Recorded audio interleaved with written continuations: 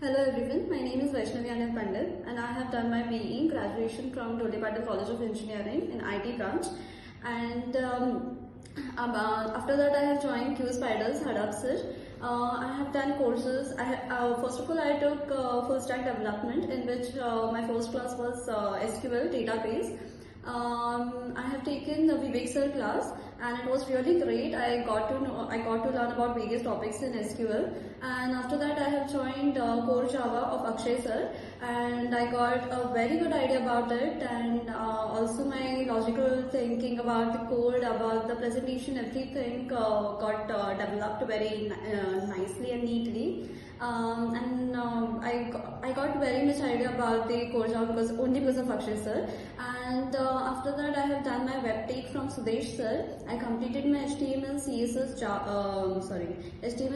and JavaScript, and also the React JS batch, and it was really nice learning from him.